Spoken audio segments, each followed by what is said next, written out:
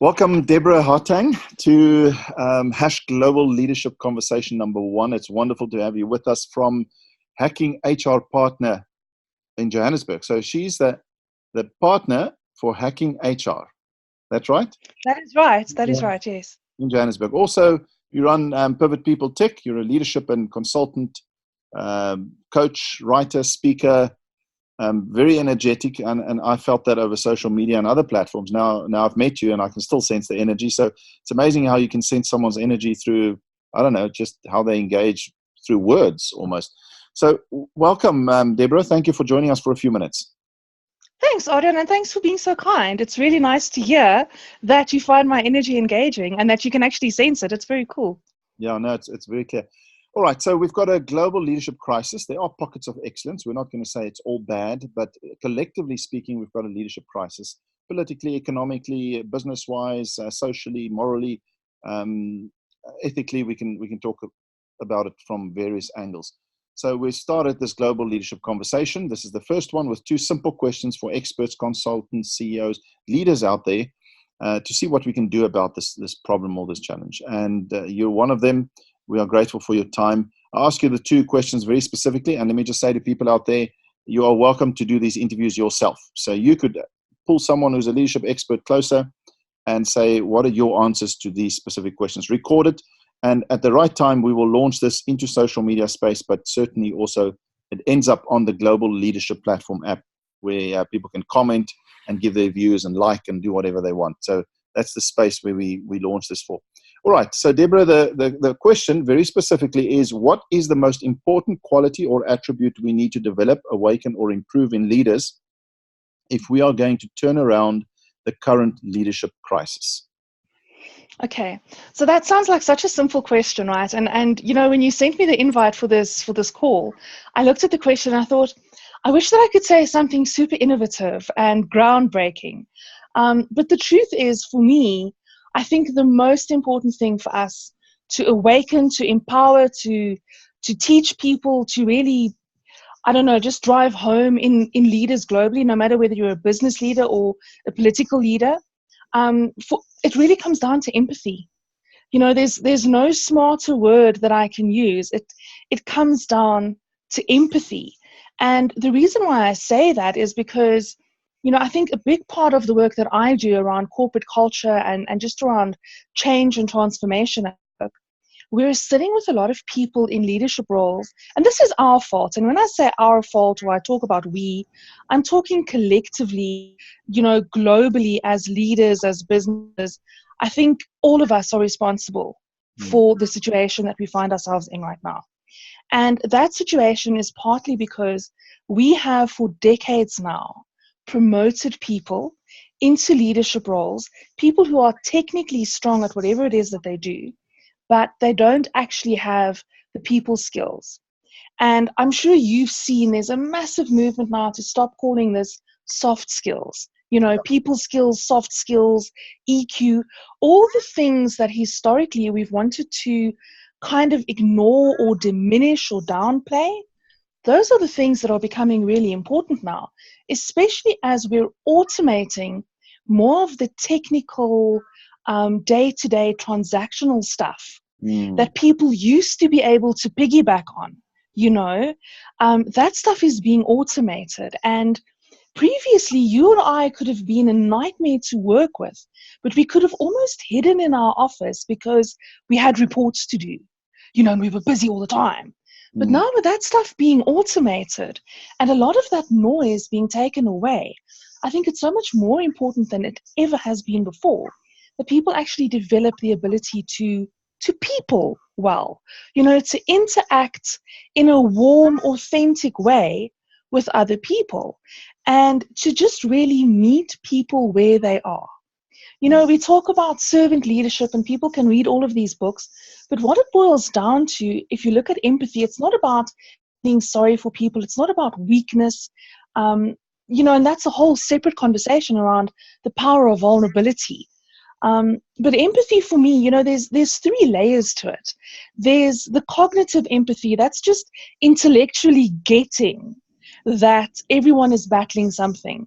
in their own life. And, not everyone has got the struggles that you do. As a CEO, I know you've seen these studies where it's like, try and live on your lowest paid employees' wages for a week and see how well you do, So, I mean, we don't always have to go to those extremes. So intellectually, it's about understanding. And then in terms of emotional empathy and just the way that we behave, it's about listening.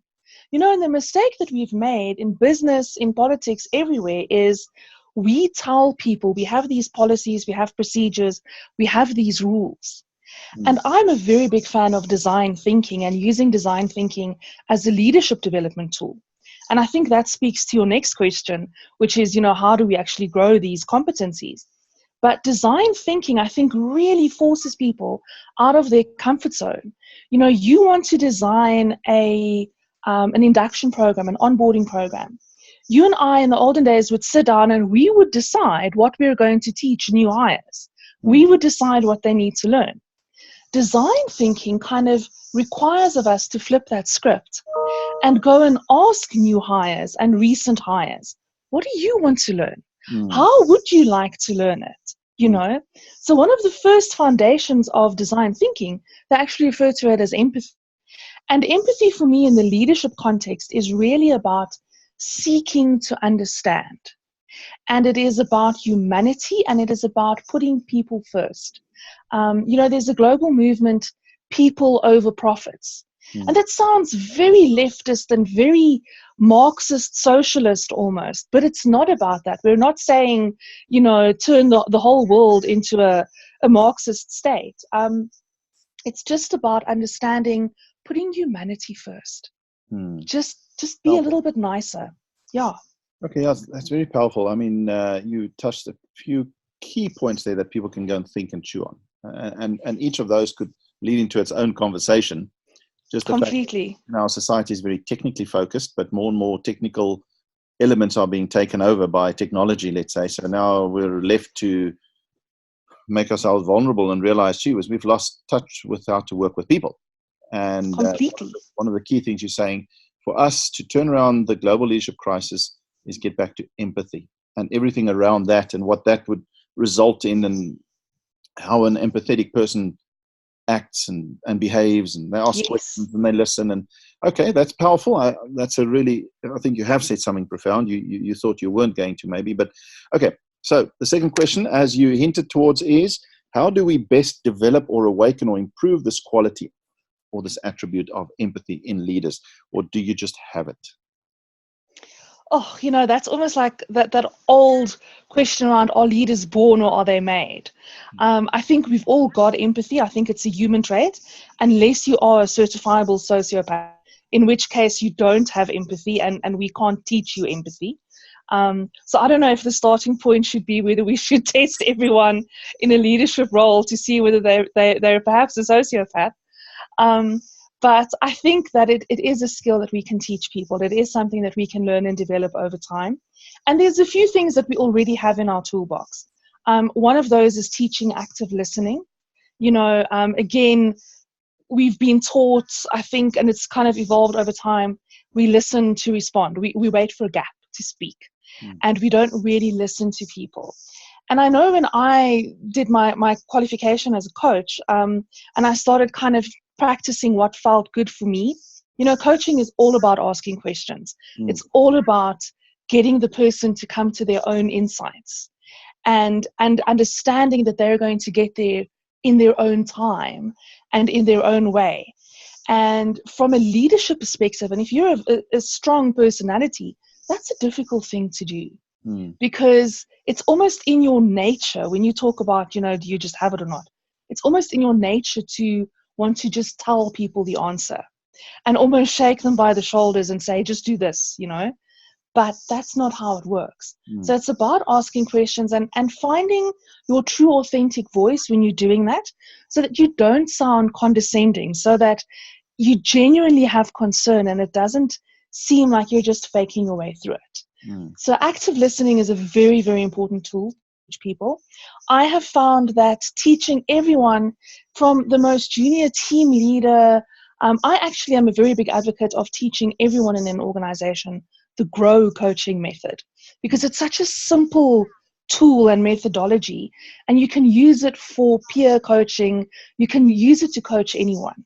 Yeah. So I'm a very big fan of teaching people that methodology, because again, it kind of, instead of trying to give someone advice on what they should do, you start asking them questions and you help them to come to their own insights. So for me, from a leadership development point of view, the things that we really need to do, I think, and again, this is so many conversations we can have about this, but it's looking for empathy when we hire someone. This is a competency and a skill that we can test.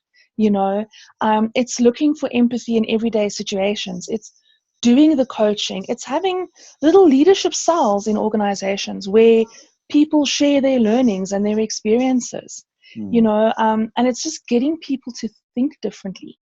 Okay. And like I said, design thinking is very, very useful for that as well. So I think there's so much that we can do, but it's a daily practice, and it very much starts with self-awareness. And realizing whether perhaps you are a bit of a jerk, and whether perhaps you are a nightmare to work with, and why people think that, and then being strong enough and vulnerable enough to do the work that you need to do, to just kind of soften around the edges a little bit and realize that everyone is different and everyone needs something different from you. And I think for leaders to understand that our role as leaders, it's not so much about doing the transactional stuff. It's not even about the strategy or anything necessarily. It's really about empowering and inspiring people. Leadership is about people, and it's about what can we do to help people remove the obstacles for them and help them be better. And for me, that boils down to empathy. Deborah Hartung, thank you so much. So much interesting points that you raised there. Maybe exposure. You mentioned earlier a very simple example, which most won't do, is for a CEO to just live off the most junior employee's salary for a week or whatever. That'll create empathy, wouldn't it? So exposure to poverty, exposure to the everyday hardships people live with, exposure to someone's life that's different from yours. So anyway, thank you so much. I mean, you've raised a lot of powerful points there. Deborah, you certainly are going to help the conversation going. And it's our Global Leadership Conversation #1 to try and get to the bottom of how we turn around this global leadership crisis. And we appreciate your time. We invite people to do the same. Take these 2 questions and ask people questions, record the conversation. It doesn't have to be professional. I mean, my conversation is not super professional. We'll edit a little bit and so on, but if you don't have those tools, just have these conversations and we'll progress it to more questions. Thank you for your time. Thank you for having me. Thanks so much, Adrian. All the best.